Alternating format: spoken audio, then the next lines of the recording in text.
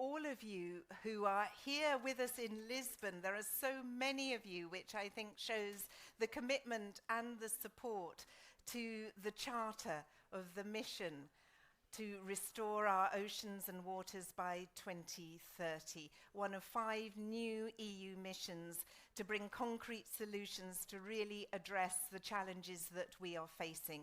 And these missions aim to engage everybody in Europe, nationally, locally, regionally, so that we can really shape the world that we want to live in. And of course, this mission is also about helping set and achieve those marine and freshwater targets in the EU Green Deal. So my name is Claire Dool and I'm your MC. We would be really delighted if you would tweet using some of the hashtags that you can see on the screen, as we have some fantastic speakers for you this afternoon. We have ministers, commissioners, members of parliament, philanthropists, private sector, young people. The list goes on.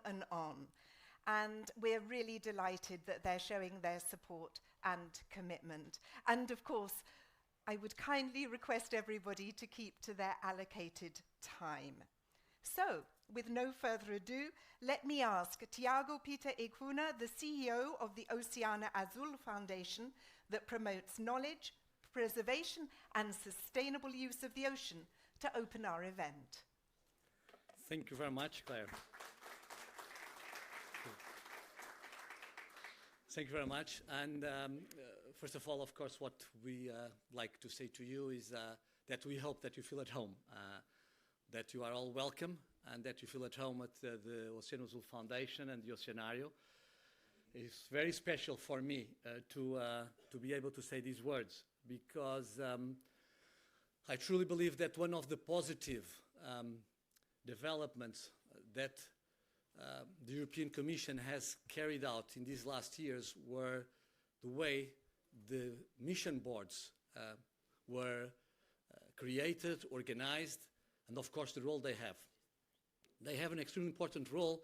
Of course, that I'm suspicious to say this because I was myself a member of the mission on Restore Ocean and Waters, along with other friends here, and I see Peter Effernan here sitting among us.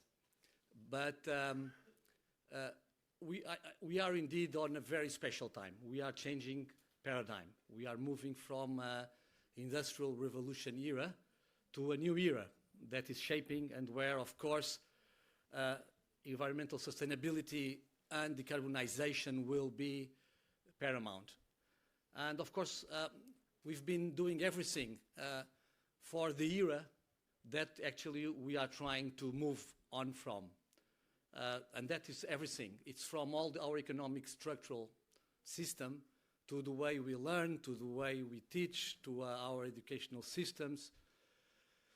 And so Europe, which I think is a very progressive region in understanding the change of this paradigm, does really well in trying to gather people's contribution, expertise, knowledge, information, and the missions board were a terrific tool to gather that expertise. I think it's very important that we look into the impact of these mission boards, not as programs that can improve what we already do, but really as strategic visions that can change what we do to a completely different way of organizing our economies and our societies. And in what relates to the ocean, that's where we need so much more knowledge, more critical method of thought, more technology, more digital twin for the oceans. And here is what I wanted to say to close my initial intervention as well, is that Oceano Azul is fully available to assist in any way we can with the implementation of the mission Restore Ocean and Waters. We find that this mission is really what can give us an edge in relation to other regions of the world in the ocean agenda. And believe me, there are many agendas for the ocean. There are many strategies. We've been exposed to all of them throughout this week. There is an incredible awakening into this ocean issue.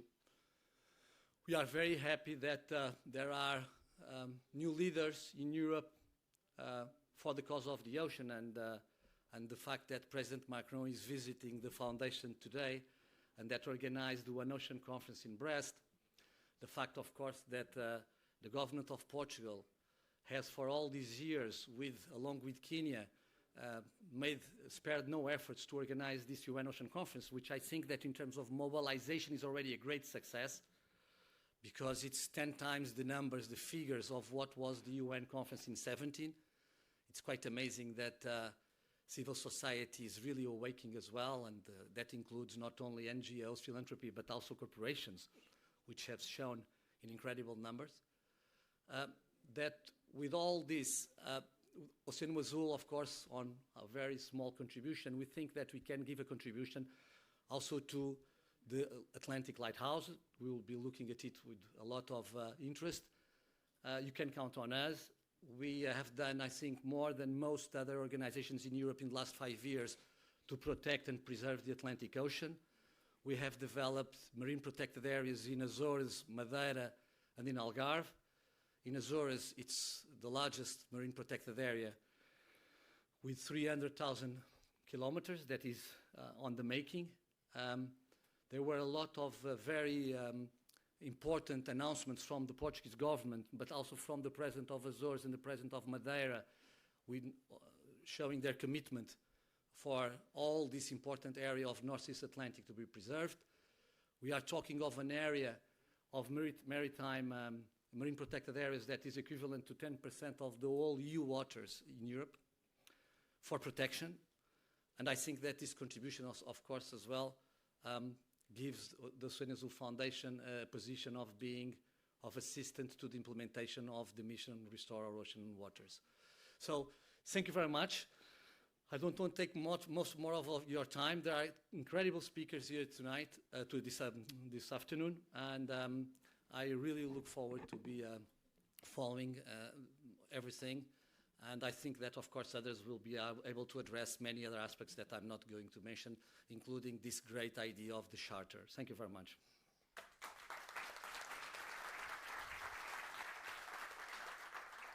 Thank you, Tiago, for your visionary, inspirational words and, of course, support to the Lighthouse.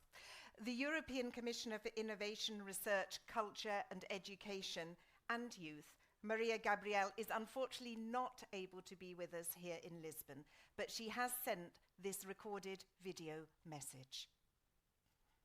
Dear representatives of the host countries, Kenya and Portugal, dear representatives of the United Nations, dear research and innovation community, ladies and gentlemen, thank you for the invitation to participate in the launch of the Charter for the mission Restore Our Ocean and Waters by 2030. Our oceans, rivers, lakes, and wetlands give us the sense of immensity. An immensity captured in sentences like the one attributed to Newton, recognizing that what we know is a drop, what we don't know is an ocean. Thanks to scientific knowledge, we can measure the levels of pollution of our waters. Thanks to science, we know better how rivers are impacted by climate change, threatening complex biodiversity equilibrium. Through scientific knowledge, we can reliably model and predict future scenarios of the evolution of our oceans. Thanks to science, we discovered that the natural resources of our blue planet are in fact scarce and fragile. And I would like to recognize the excellent effort steered in September 21 to set the mission to protect the health of our ocean, our seas, and our rivers. The solutions depend on research and innovation fostering a sustainable economy. The United Nations Ocean Conference comes at a moment when we need to mobilize actors to propel much-needed science-based innovative solutions to protect and restore ecosystems and biodiversity, eliminate pollution, as well as to make the blue economy climate neutral and circular. Through science, we have a better social awareness of the need to restore the equilibrium of such vital resources. With this mission, you set up lighthouses to guide our actions. They target the Mediterranean Sea, the Baltic and North Sea, the Danube River, and the Atlantic Arctic. They cover all Europe and connect to the rest of the world. They will support research and innovation and be test beds for the exchange of best practices for sustainable blue economy solutions. With the charter you launched today, governments and public authorities from Europe and around the world, businesses, civil society, funding organizations, universities and researchers are called to work together to restore and make our blue planet sustainable. It is time to act and deliver. That is the purpose of this ambitious mission. Young and older generations have a growing consciousness of the need to care about the limited resources of our planet. Whether you are a representative of a member state or a region, a business owner, an investor, or a caring citizen, and you want to drive change, come and join. By adhering to the Charter, you will drive the change of our communities now and for the future generations. Thank you very much for your attention, and I wish you a very fruitful event.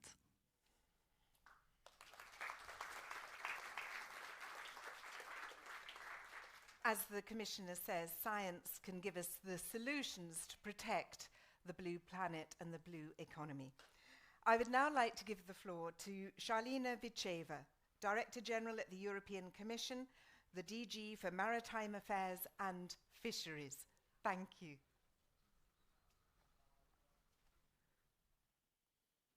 Thank you very much. And from the start, I will express my real pleasure to be here today and to be able to greet you all, distinguished guests, friends of the ocean, fellow European citizens.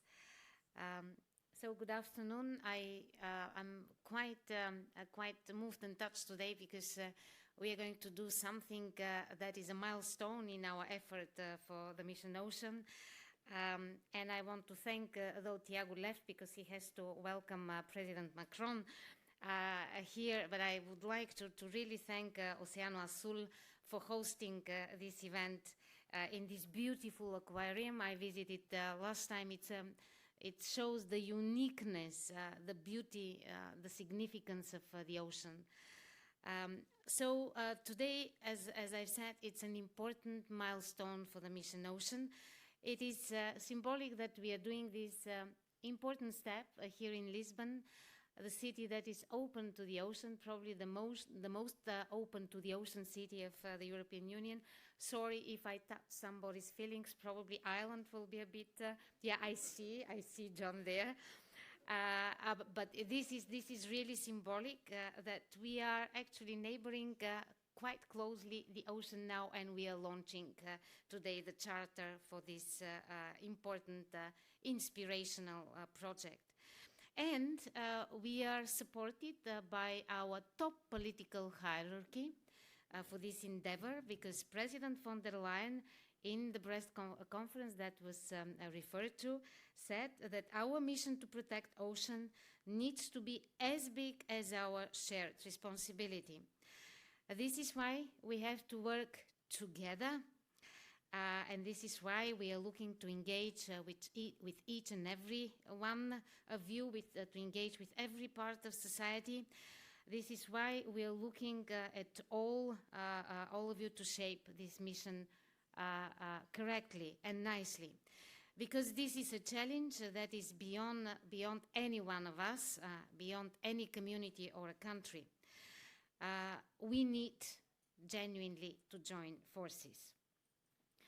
And this spirit actually gathers us today here in this room to establish a simple but very inclusive and inspirational framework to enhance our cooperation, to align our intents and the intents of all the various partners that we have in our passion for oceans, to mobilize resources and to carry out all the useful activities to deliver on the mission objectives. And I would like to underline again the inspiration, because the inspiration is the driver of this inspirational project. The Mission Ocean and Waters can play a vital role. It's up to us to make it really vital in developing innovative measures and solutions to restore our oceans, to restore our marine and freshwater ecosystems, to restore nature. We have already started the work with many of you, so we are already stepping on something that is a good amount of work, and we will continue to do so in the frames of the charter that we will launch today. It is now for all of us to bring our joint action or individual action and shape the so-called lighthouses. Maria Gabriela, our Commissioner on Innovation, referred to them, but I think that there is no need to explain to anyone in this room about the lighthouses, because these are our demonstrational projects or spaces where we would like to showcase how much we can do for our oceans. So under the mission Ocean and Waters, these lighthouses will aim to show the direction, like every lighthouse, of how to achieve our goals.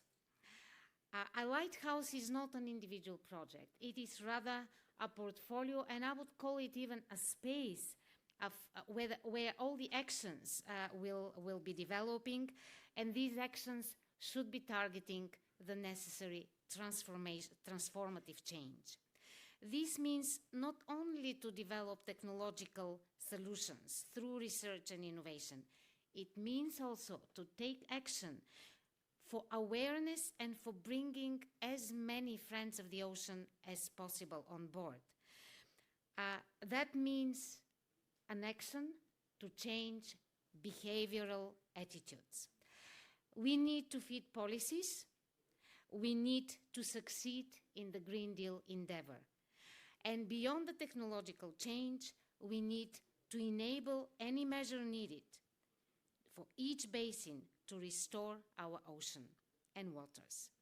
This is what we need to bring to any lighthouse. I have to name it a mobilization endeavor, mobilizing research, mobilizing policy initiative, mobilizing citizens' energy, mobilizing all the stakeholders and the private sector. So we cannot do without citizens' engagement, with full participation and inclusive approach. I believe that everyone here in this room is an ocean friend, cares about the health of our oceans, and is ready for an action. We are here to encourage you, to equally do actions together with you, to support you, to work with you together on this crucial global challenge, our oceans. Thank you very much for being here. Thank you, Charlina, and indeed for explaining so clearly the importance of the lighthouses. I would now like to ask Maria da Gracia Carvalho, a former Minister of Science in Portugal and currently a member of the European Parliament, sitting on the Industry, Research and Energy Committee and also on the Fisheries Committee, to say a few words to us.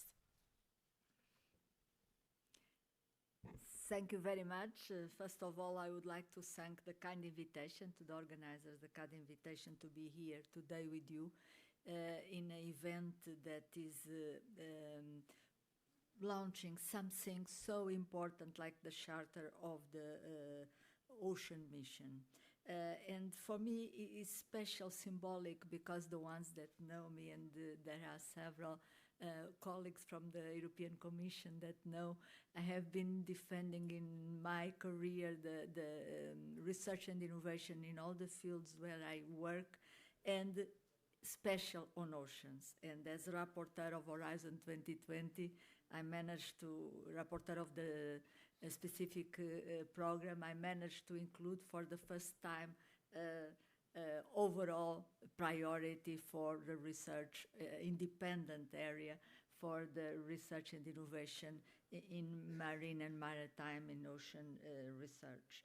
And that was the start of many other developments. We had the mission afterwards, and we had afterwards a component that I think is also very important, and the mission refers, that is the education. And as rapporteur of the European Institute of Innovation and Technology, I managed to launch the new KIC, a new knowledge innovation community, a new area on water that includes ocean. That is still to be decided by the Commission.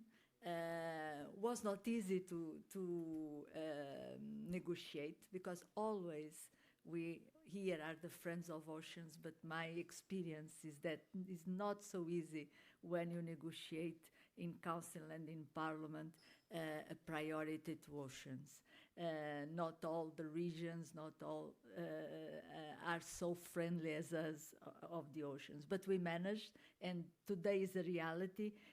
We will have soon a call for the new area in the Institute of Innovation and Technology, and the difference on that compared with other programs is that has the higher education component, and that is something that is also very important together with research and innovation to have the education. I really like the formulation of the mission, where you have in a holistic way the research and innovation. You have the evidence base that is so important to do policies based on science, the upscaling of the projects and also the solutions, the citizens' involvement and engagement, and the education and training. So the mission looks in a holistic way how to provide solutions for a sustainable ocean. And the charter was what was missing, is going to connect the dots, is involving the people, is involving the stakeholders, is making the way, is showing the way how, if you want to be involved, how you can be involved. If you are a company, administration, a mayor, a university, it shows the way to be part and to be open. And it's very important that all these initiatives of the European Union, of the European Commission, are open, because it's doing this, involving people, involving the stakeholders, doing synergies, what we do at European level to what is done at member states level and regional level, that we can go forward. And again, since the Brexit, I have the privilege to be vice president of the fisheries, the PESH committee in the European Parliament. Is a novelty for me, because usually traditional I'm devoted to research and innovation, but I have gone to this mission with the objective of bringing more science, more technology, more innovation also to the sector of the sea and the fisheries. And this is what I'm doing in the PESH committee. So again, you can count on me to defend research and innovation, to defend innovative solutions that will protect our ocean. To finalize, I would like to leave a message to our mayor of Lisbon, Mr. Moedas, that was so keen on the pushing forward the missions, and to choose one of the missions to be the ocean mission, and that we are celebrating that in Lisbon is also a very nice event. I also want to thank the all support that we have for the oceans, for the sea, from the Portuguese government, in the name of Sr. Ministro that is here with us, and that you are in the country that supports oceans and support research and innovation. So enjoy the conference, and also enjoy Lisbon, we are very near the river and the sea, so it's a fantastic place to launch the charter, and a lot of success in your charter. Thank you. Thank you very, very much for your work also defending the oceans at the European Parliament. So let's move from Portugal's Member of the European Parliament to Portugal's Secretary of State for the Sea. José Maria Costa, please do address us.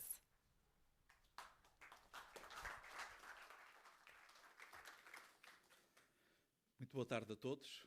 Sejam bem-vindos a Lisboa, sejam bem-vindos a Portugal no âmbito desta segunda conferência das Nações Unidas para os Oceanos. Welcome to Lisbon, welcome to Portugal for the second conference, United Nations Conference about the Oceans. We are in the iconic place. Is made in the 1998, the expo. The name of this expo is Oceanos, and I think is inspiration place for all of us. And thanks for the foundation of Oceano Azul for us this meeting, and commissioners, excellencies, dear guests, dear friends of the ocean. It's very important our presence here, and I think we need for this meeting a new kind of governance in the oceans. And we need more participation of the citizens in all the oceans issues. And it's my privilege to be here with representatives of the Commission and the European Parliament to talk a little about what we can do together. The Member States, the Commission, the European Parliament, the Committee of Regions, all together. In this meeting of United Nations, we have a meeting in the north, in Matosinhos. We have the local authorities thinking about the coastal areas, what the people and the local governments can do to protect the coastal areas and to evolve the engagement of all the citizens in these issues. It's very important, the other side event about the financing the blue economy sustainable. Like Peter Thompson says, blue economy sustainable. And it's very important to attract for the blue economy sustainable the investments, the banks, the startups, all to be together. We need to change a little. We need to improve in the center of the agenda of the European Union, talk more about the oceans. I think the oceans is the territory of the future. We start to fighting the climate change, the decarbonization, and the oceans about the renewable oceans energies is very important for us. It's very important the protection of the maritime areas. And we need together to manage, how to manage these areas, how to protect, how to delimitate, all the instruments we need, all the investigation, the research centers we need to put together to make this. It's very important. I think the blue economy is the economy of the knowledge and the economy of the science. And we need to be together, the universities, the research centers, the investors, the European Commission, the member states, all together, and the citizens. We need a changing of our participations. It's very important the work the European Union have made today. And all the participations, the European Parliament, the members of the different departments from the European Commissions. But we need more. We need more actions, like the Secretary General of the United Nations says. We need to change for the new generations our improvement and our engagement. And I hope with this kind of projects the European Union have made and your mobilization, your volunteer, we together, we can make more for the protect, for the healthy oceans. Thank you. Very good session, and thanks for Oceano Azul Foundation for host this important meeting. Thank you very much. Well, thank you very much, Secretary of State. Our next speaker is the fastest woman to sail around the world, a well-known Swiss philanthropist, ocean conservation advocate and entrepreneur.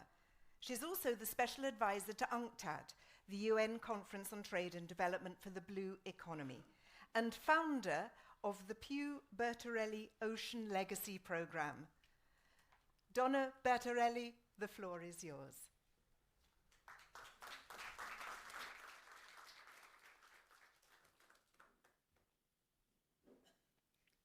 Good afternoon.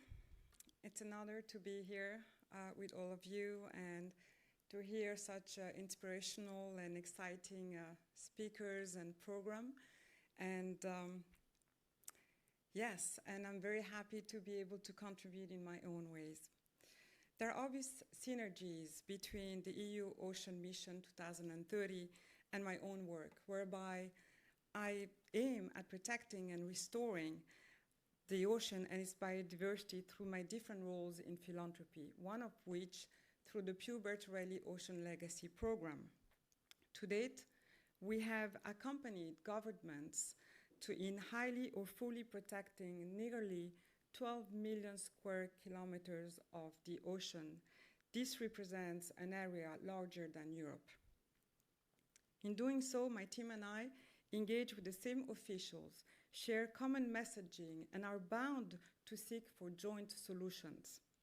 Thus, it is important to have this discussion and to facilitate engagement between philanthropy, NGOs, the mission Restore Our Ocean and Waters, to identify practical ways we can align the mission with the actions of the philanthropic community and vice versa.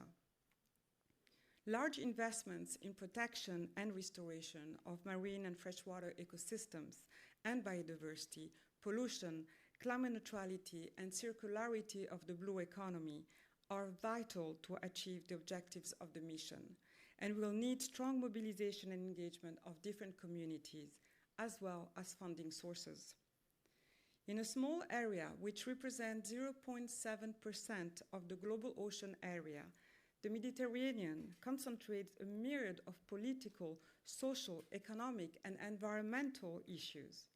Encompassing 2.5 million square kilometers, it is one of the largest reservoirs of marine and coastal biodiversity on the planet. With about 7% of the world marine fauna, 18% of the world's marine flora, 28% of marine species which are endemic only to this region. But sadly, the Mediterranean also concentrates all the major marine conservation threats observed all around the world, such as the overexploitation of resources, with 63% of fish stock being overfished, the degradation of coastlines, pollution of all kinds, and the effects of climate change, with waters warming 20% faster than anywhere else in the world. But the ocean has an incredible capacity to regenerate if we give it a chance. A growing body of evidence shows that effective marine protection can provide those opportunities. In fact, science leaves no doubt that large, fully protected marine areas help conserve biodiversity and reverse many of the impacts of damaging human activity. The ocean is a complex lattice work of biological and human interactions that require a holistic regional approach to marine conservation. However, while scientific consensus points to connected networks of marine protected areas as a best practice, research shows that the approach isn't followed on a consistent basis. So the main objective of my work is to increase the area of high protection in the Mediterranean, where damaging extractive industries would not be permitted. To deliver a regional network, the work will also aim to strengthening the level of protection of existing MPAs, increasing connectivity between protected zones, and reinforcing the cooperation between stakeholders. To deliver this work, partnerships to leverage expertise and additional funding is essential. And I'm very happy to be working with MAVA, Ocean 5, and other donors. I look forward to continuing this important work and to partner with initiatives such as the mission to restore our ocean and waters by 2030, a key element of our much-needed science-based target to achieve 30 by 30 globally in the years to come. Thank you very much.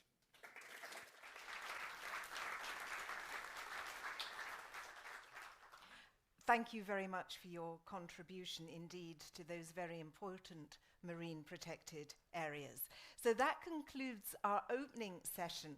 We're now going to hear more from member states, but before we do, I'm delighted to give the floor again to Shalina Vicheva, Director General of DG Mare.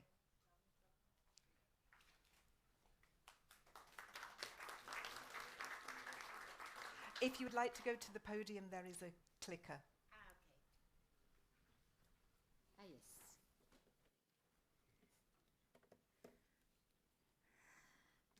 So I'm back again very soon. I would like to give you a flash information of what we are aiming at in the mission and how and what we are going to do with the Charter. So in a nutshell, the European mission as a tool as part of Horizon Europe, this is a new way to bring innovative solutions to some of the greatest global societal challenges. And the restoration of oceans and waters is one of these challenges. When we look at the tools and means as such, there are 5 such missions. The other 4 are dedicated to cities, to battling climate change, to restore soils, and the fight against cancer. Let me see how it will work. Up.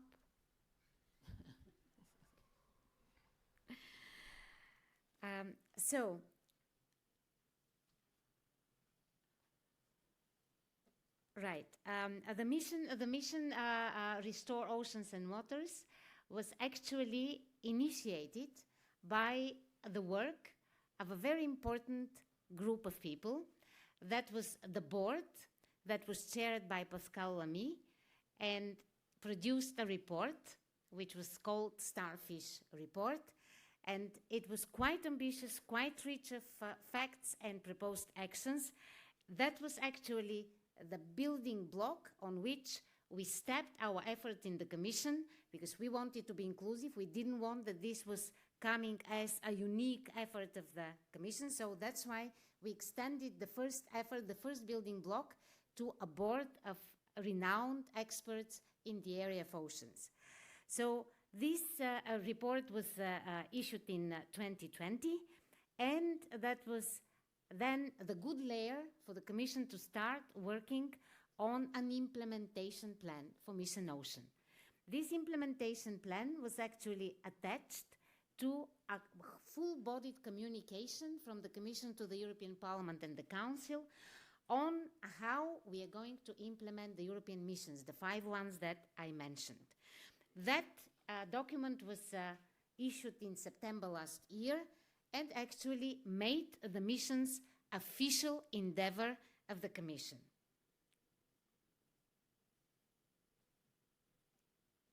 So here is the structure of our mission Ocean and Waters, the objectives and the targets.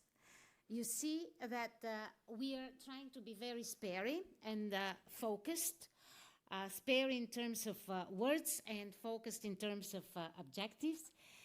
The first objective is to protect and restore marine and freshwater ecosystems and biodiversity.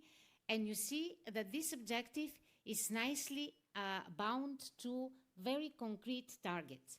And these targets are nicely linked with the high political agenda of the Green Deal of the European Union, and its member states.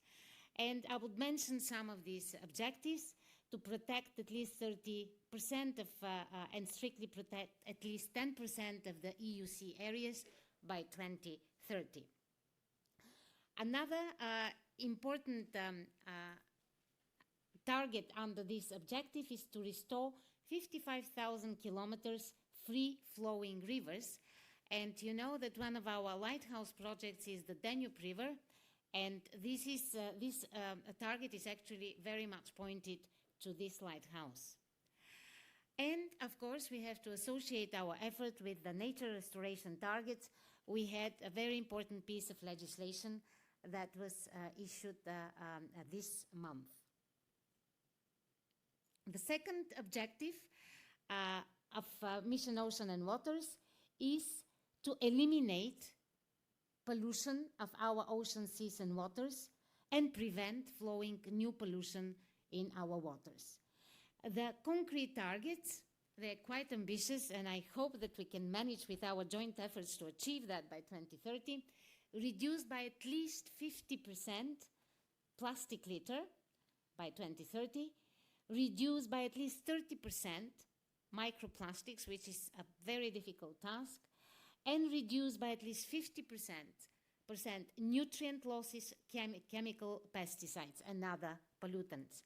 And we were listening to Donna explaining of what is happening in our Mediterranean Sea.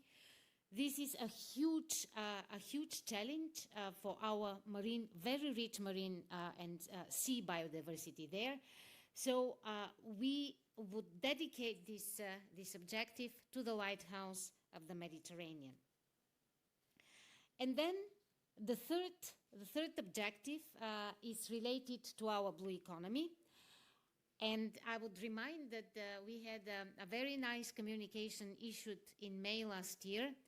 Again, a communication of the Commission where we developed the new approach to sustainable blue economy, which is aimed not only to transform our traditional blue economy sectors, but to use blue economy as smart solutions for our decarbonization effort. So this objective has also some concrete targets: net zero maritime emissions, and we can talk further about that. There are a number of initiatives there: zero carbon aquaculture and low carbon multipurpose use of marine space. And in order to be able to reach these three objectives, we need enablers. And one of the main enablers is new technology, which we are going to engage in digital twin ocean knowledge system. This is an extremely important project. It is picking up very fast. We have a very committed team working on that, and everybody is free to join this, I would say, again, inspirational part of the project. And then the second enabling factor is mobilization, especially citizens' mobilization. We need the citizens' energy behind, and public mobilization and engagement is such an enabling factor for the success of this mission.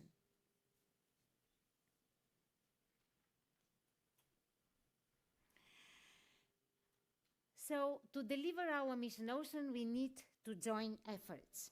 And this is what we want to achieve with the charter that we're going to launch today, to help this joined up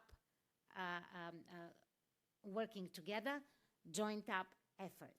And you see, this is actually part of our implementation plan, and it is going to be instrumental to deliver on our implementation plan. And the question why? Why we need a charter now? The answer is simple. We simply don't have time to lose anymore. We have to fill the gaps between the concerns we have and the effective actions that we need. We need to strengthen our cooperation, because this mission is about partnership and cooperation. We need to align our efforts in order to achieve the best synergy possible and to achieve critical mass in terms of policy initiatives, in terms of financing, in terms of joined up action.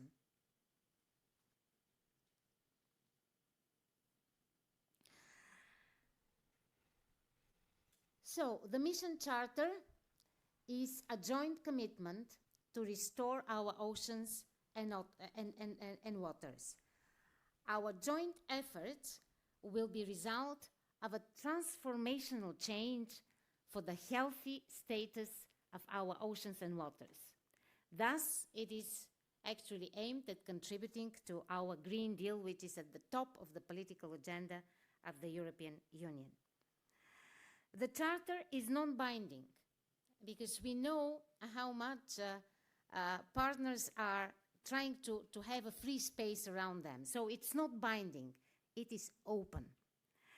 And the Charter is there to just provide the framework of this space of joined up effort, to provide a simple, inclusive, and efficient framework for everything that we would like to contribute with to restore our oceans and waters.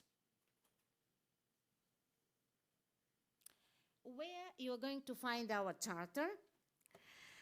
So the charter, first of all, will be on our website. And the text there in the charter is to reflect our commitments to achieve the deliverables that we are aiming at, to achieve the objectives that I mentioned, the 3 objectives at the start, and to achieve them in a collaborative manner. Your actions will support the implementation of the mission by feeding either knowledge in the knowledge system or developing and deploying innovative actions and projects or solutions, by mobilizing citizens to actively participate in this endeavor, by sharing experiences and best practices. Actually, the Commission is very good at that because we are a genuine platform of exchange of and sharing experiences and practices, and aligning with the complementary actions of complementary actions through all the initiatives in this regard. So, in more detail, how you can contribute to the actions under the mission. You can contribute through research and innovation and its results, through innovative action and any data collection that might be useful to underpin smart solutions. And you can just develop a project and then deploy it. Upscaling, replication solutions afterwards are also more than welcome.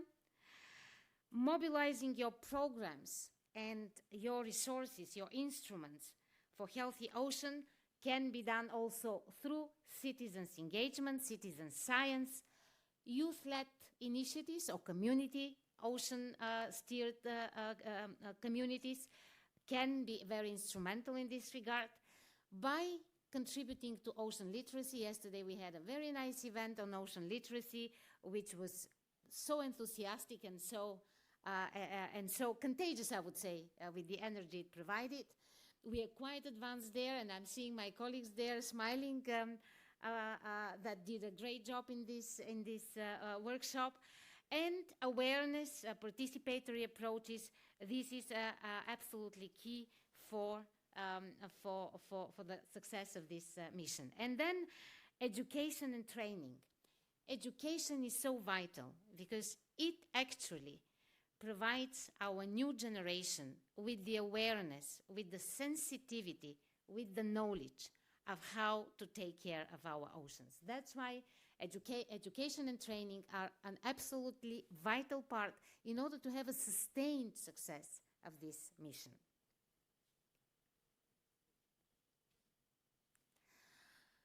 Why should we adhere to the Charter? Simply because it gives so many opportunities and it structures very nicely, without being rigid, the efforts of everyone. Besides our one voice effect through the Charter, we can actually approach a lot of forums, a lot of events through the Charter. We can exchange a lot of information, experiences, and very importantly, increase the visibility of this project. We aim to establish communities of practice, to serve as for co-design, because Horizon Europe was created through co-design and we continue down this practice. So we will provide this co-design for the forum and exchange on tools, on good practices, coordination of actions, and we will be able to collectively take stock on progress. We will benefit also from various services and tools to empower citizens and young people, and we will be able to share through our networks, knowledge networks. One of them is EMODNet that we are hosting, to exchange data and knowledge on various elements of Mission Ocean, whether we are talking about ecosystems, whether we are talking about blue economy, on everything that is part of this mission. And to be very practical, here is how you can subscribe in the Charter. There is a button there which is endorse the Charter on our website. Please come there, open it, and endorse the Charter.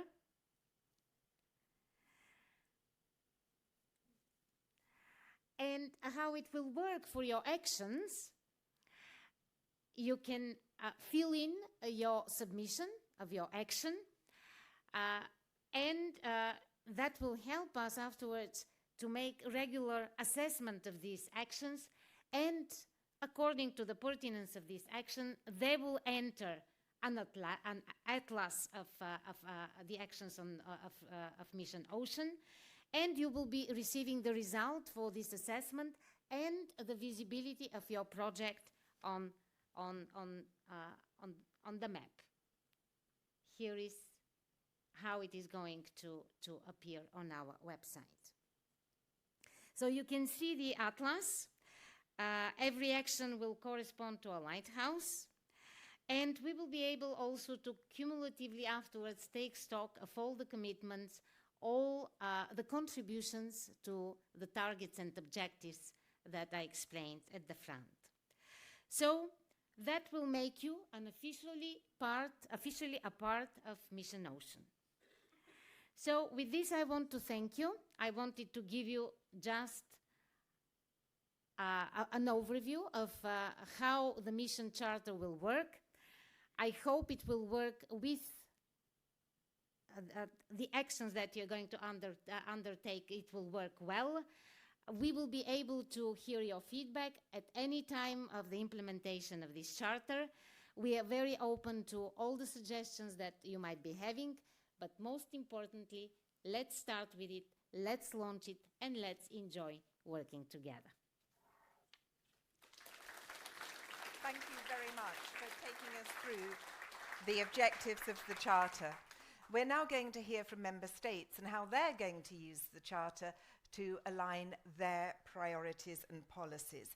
And we have a video message from the Italian Minister for Education and Research, Maria Cristina Massa, that was recorded at the Lighthouse event in Marseille earlier this month.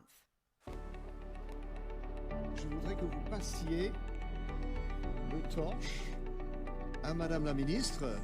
Merci beaucoup. It is a great pleasure for me to be here tonight, and it is because of the meaning of this short passage of the mission, and also because it's very much represented by the younger generation. So this is a real wonderful setting, and it's a very good place where to put lights like the highlights that we are having here tonight, which is one of the 4 pillars of the mission.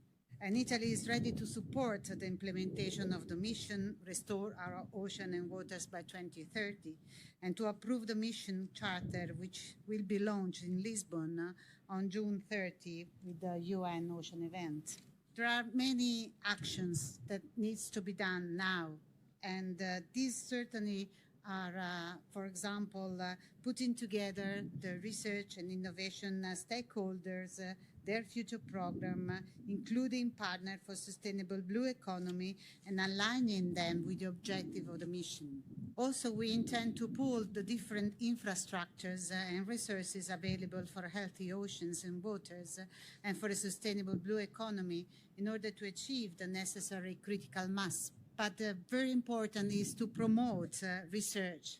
I've been a researcher myself, and I know how important it is to have people that start their research in what they feel is really their mission in life. And I really wish you the best for your research. Also, on the other side, it is important to involve civil society, to make them understanding and aware of the campaigns that needs to be done, and the involvement of citizens and their interest in science is very important to get some results in a short while. So the torchlight shows us the light to follow. The flame announces, as in the Olympics, that something important is happening, and it represents universally culture and civilization, with the torch as a symbol of freedom, inspiration, knowledge, and teaching. We really like to take it to Italy now, and to announce that the organization of the first event of the Mediterranean Lighthouse in autumn will be in Napoli, and it will act as a forum to design together and exchange experiences and tools and best practice, coordinate actions, initiatives, projects, and take stock for the first positive progress. Thank you.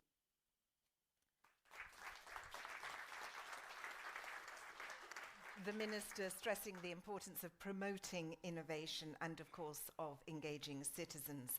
We're now going to hear a video message from the Irish Minister for Foreign Affairs, Simon Coveny. Dear friends and colleagues, I'm sorry I can't be with you today in Lisbon, but I am grateful for the opportunity to engage with this important event, and I thank the team at DG RTD for inviting me to participate. Ireland, as the EU's only island member state in the Atlantic, shares global concerns around climate change and its impact on our oceans, and we recognise the urgent need for action. We also recognise that the solutions to our climate challenges can lie also within the seas and oceans. The need for research to provide these solutions is evident, and I'm proud that Ireland's newest research ship, the Tom Crean, will be completed this summer.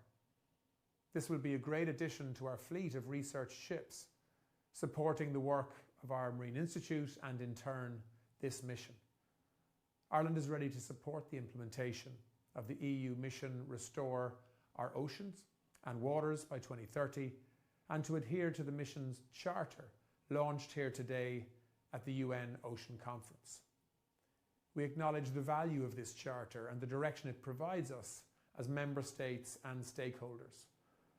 By adhering to the mission charter, Ireland can gain access to knowledge, services and tools the mission Ocean and Waters will deploy through the European Digital Twin Ocean, the mission implementation platform and other coordination actions at sea basin level. We see our engagement with the mission as mutually beneficial. Together, Ireland and the EU stand to gain from a strong Irish commitment to the mission, and we encourage other member states, regions and stakeholders to discover this charter and to engage with actions for the successful implementation of the mission and its lighthouses. The lighthouse under this mission in the Atlantic Arctic will strengthen our cooperation with our European neighbours and international partners to jointly restore the Atlantic Ocean. We hear the call being sent out by this mission and its lighthouses, and as an island that is home to world-class researchers, we are certainly ready to answer that call. The Irish Minister of Foreign Affairs, fully committing to the mission. We're now going to be joined remotely by Cyril Moulin, Deputy Director and Director of Research and Innovation at the Strategy Department, Minister of Education and Research in France. Mr. Moulin, you have 5 minutes to make your statement. Thank you. Thank you very much. I hope you're hearing me well. I'm sorry, I tried to reach you in Lisbon this morning, but I did not make it. So I'm sorry to be on the video. Dear colleagues and dear participants to this conference, with the 2015 Paris Agreement, with the organization of the recent One Ocean Summit in Brest, and obviously with the venue of President Macron today in Lisbon, France is strongly mobilizing all levels of its society to respond to the impact of climate change and the protection of the ocean. For the Ministry of Research that I am representing today, this mobilization resulted in a large number of initiatives and mobilizations of the French scientific communities from various disciplines, working on various areas from polar oceans to overseas territories. At the national level, the implementation of ambitious priority research programs with fundings around 50 million each, such as the Ocean and Climate Program or the One Water Program, more oriented toward inland waters. An even larger program of 300 million euros has been launched for the exploration of the deep ocean and seabed.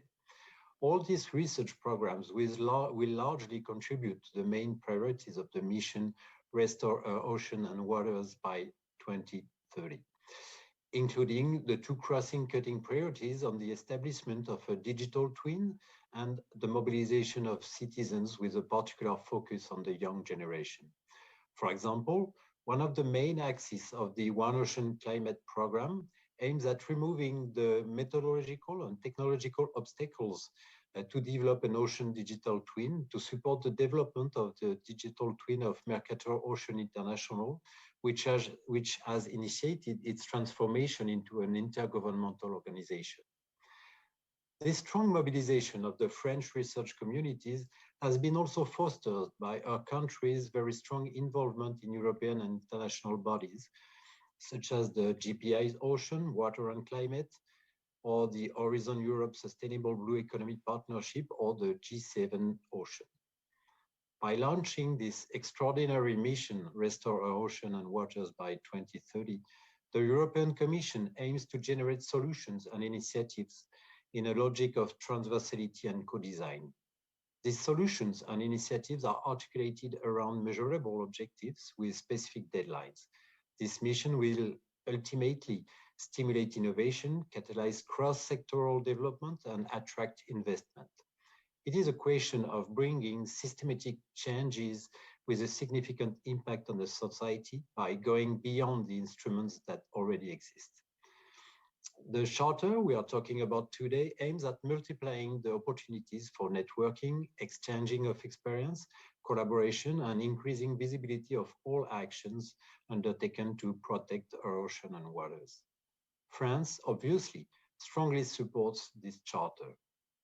Let me cite as an emblematic example the high-level event of June 13 and 14, which took place in Marseille and was co-organized by the European Commission, the Région Sud, the City of Marseille, the cluster Pôle Mer Méditerranée, and ex-Marseille University researchers and students. This event focused on the implementation of the mission and on the actions planned to accelerate the transition towards zero pollution in the Mediterranean Sea.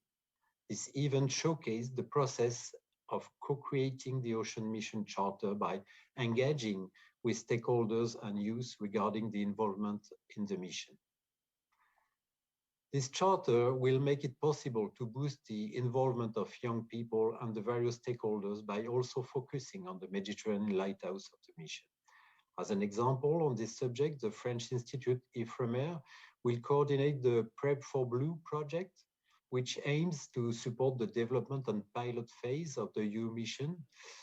Project outcomes will enable identified lighthouse areas to develop and test innovations of all kinds, technological, social, business model, and governance, with a focus on the methods that enable co-design and co-implementation of solutions with citizens and stakeholders. Citizen participation and action methods will be developed to deepen citizen engagement using democratic innovation and co-production of participatory methods. France, at the very end of its presidency of the European Union, therefore encourages all states, regions, and relevant stakeholders to discover this charter and further engage with actions for a successful implementation of the mission of its lighthouses. With this, I thank you very much. Thank you to the organizers of the conference and wish you a very good day.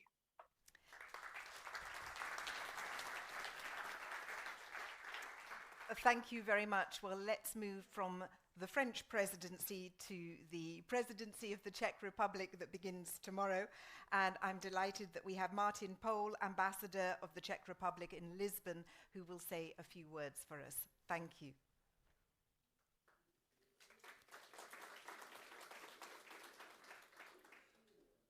Boa tarde. Good afternoon. Thank you for inviting me, and I start with a date. On 14th December 2021, a General Affairs Council endorsed the trio program of 3 consecutive presidencies, France, Czechia, and Sweden. The trio program was developed at the time when the major challenge for the European Union was post-pandemic recovery. It has therefore been focused on protecting citizens and freedoms, developing the European economic model, building a climate-neutral, green, fair, and social Europe, and promoting Europe's interests and values in the world. The Russian invasion of Ukraine in February 2022 has brought the necessity of fundamental reassessment of the European Union priorities and significantly influenced the preparation of the Czech presidency priorities as well. The Czech presidency will address the urgent security issues while carrying on with the originally identified files, such as the green and digital transition of the European Union economy. As a proof of that, the Czech Republic strongly supports the Charter as well. I'd like to say, ladies and gentlemen, that Czech Republic thanks to the European Union Commission for launching the mission to restore our oceans and waters. We recognize that restoring our waters is one of the defining tasks of our time. We don't have any more time to lose. We need to act now. Clean and plentiful water is crucial for all aspects of our life, and the mission's commitment to a multidisciplinary integrated regeneration effort can lead us to the right direction. As a landlocked country, we are highly aware of the interlinkages between the freshwater ecosystems and the marine environment. We see our policymaking that water governance is often fragmented, and we recognize the need of an integrated land-sea approach to restoring the water cycle and all the services it will bring us. Our commitment to integrated protection of the water resources can be witnessed in our involvement with 3 international river basin organizations, the Danube, Elbe, and other rivers. In these organizations, we are working with our partners to decrease human pressure on the freshwater and consequently on our seas and oceans. We see many synergies between the European Union mission and the work of international river basin organizations. We would like to emphasize the need to work together with them and all other stakeholders to achieve our shared objectives. Ladies and gentlemen, Czechia has seen the damaging effects of the drought and the other extreme events in the last years. We are in the midst of concentrated effort to revitalize our watercourses and increase water retention capacity of our landscape. We are also working hard to decrease the pollution from agriculture and the urban resources. At the same time, we are funding research in the areas of drought prediction and pollution modeling. But we see that we cannot achieve all our objectives alone. The mission to restore our oceans and waters comes at the right time to fill the knowledge gap, and support of the European Union member states is our shared effort to preserve our waters and seas for the future. We, as the Czech Republic, understand that the 27 European Union countries face a very wide-ranging challenges as a result of our different natural conditions. However, we are all united in our wish to achieve clean waters and oceans for the future generation. Let us all do our best to achieve the objectives of our mission to restore our oceans and waters together. The Czech Republic be there. Thank you very much.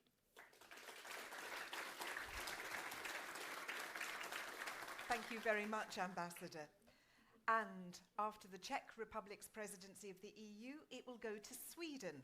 So it's my pleasure to ask Matthias Roost, head of section at Sweden's Ministry of Infrastructure, to say a few words. The floor is yours.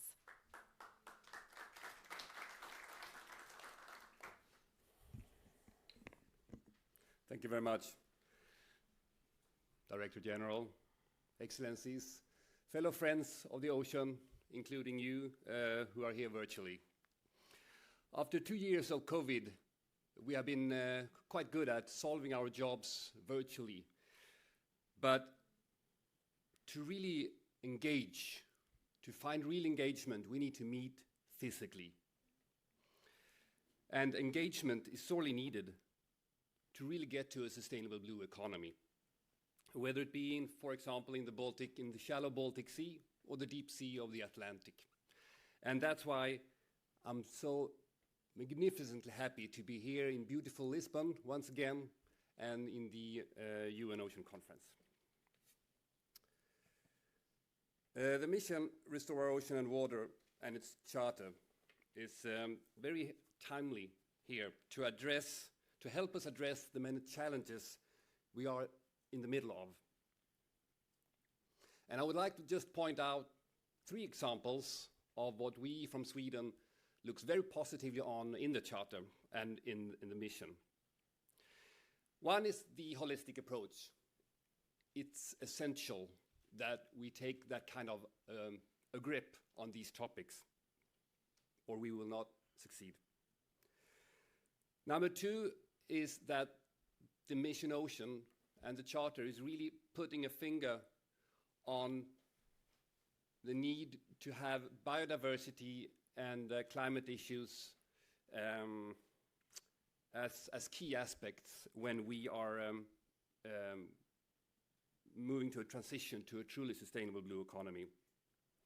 And lastly, I just want to point out the basin approach, which we think is crucial because even though we have one ocean in Europe and in the world, different basins have very different kinds of problems and opportunities, although, of course, we share many as well.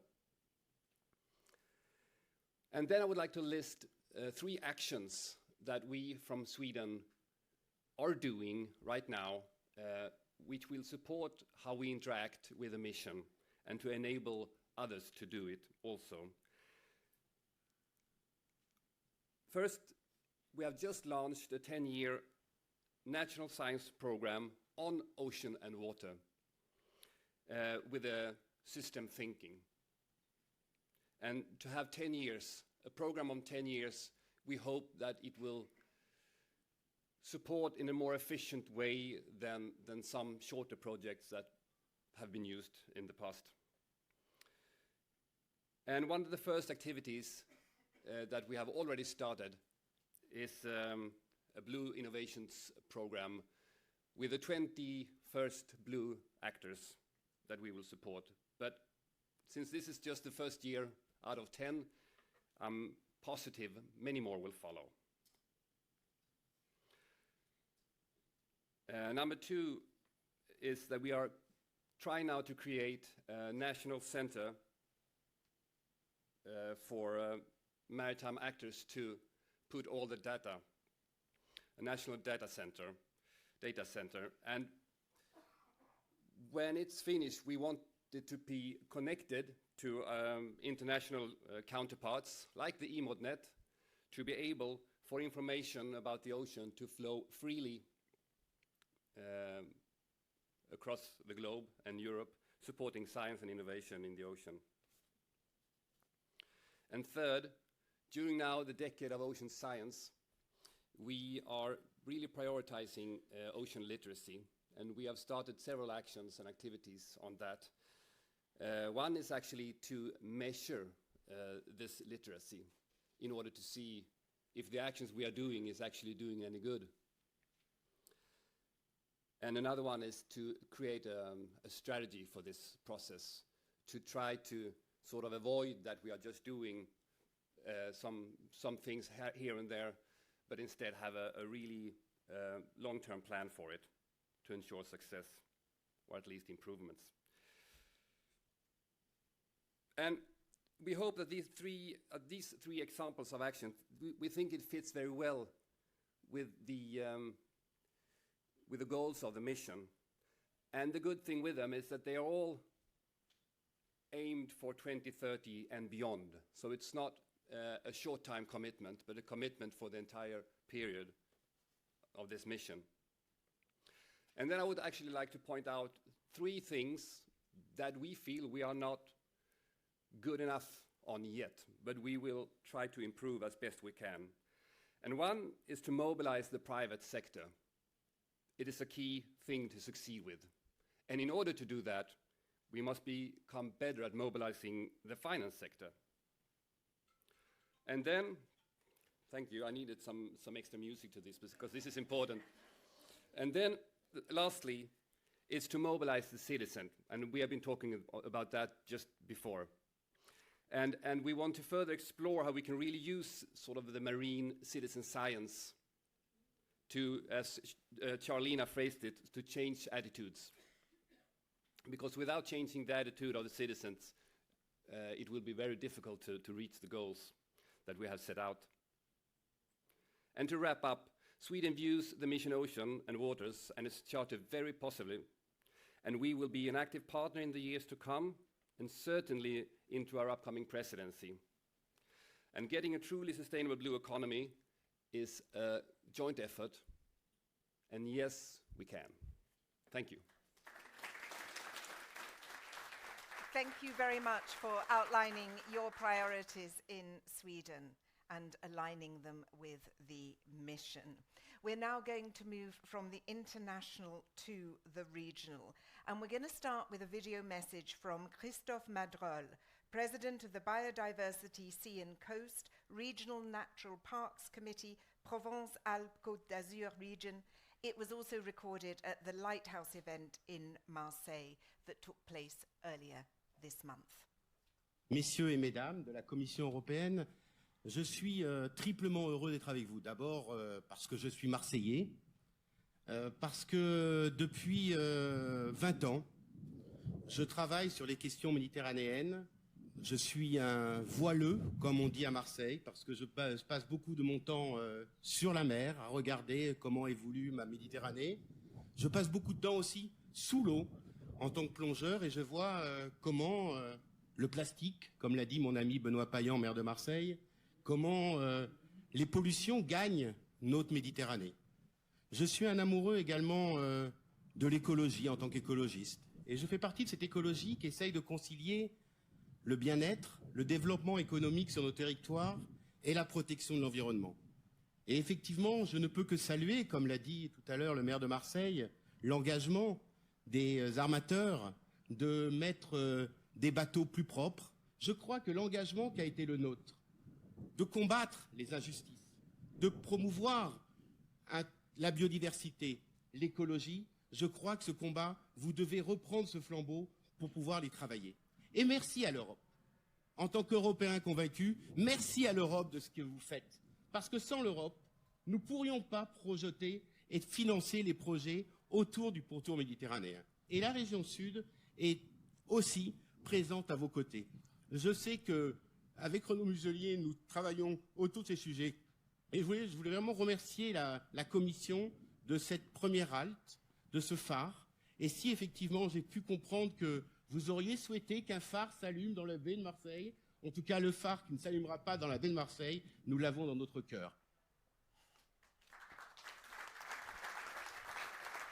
Thank you very much for your support. And we're now going to turn to a recorded message from the mayor of Mazara del Vallo in Sicily, Italy. Salvatore Quinci has recorded this message for us.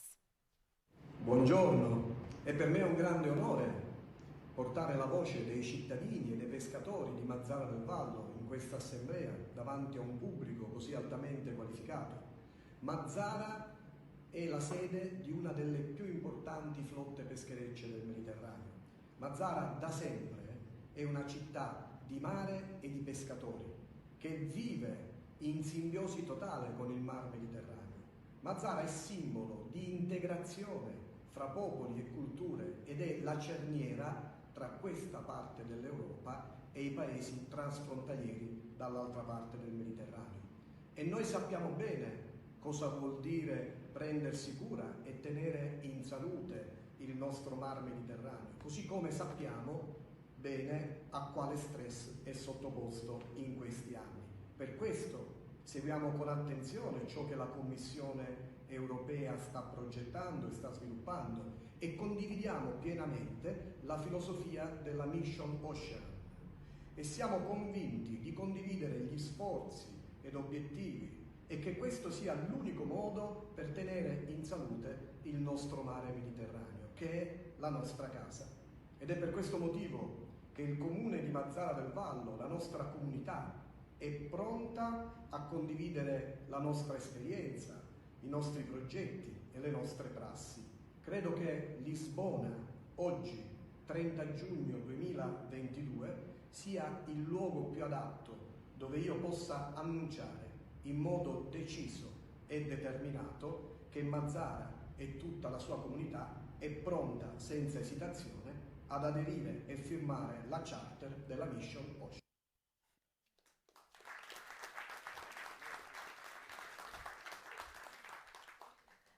The Mayor giving his very heartfelt support to the mission.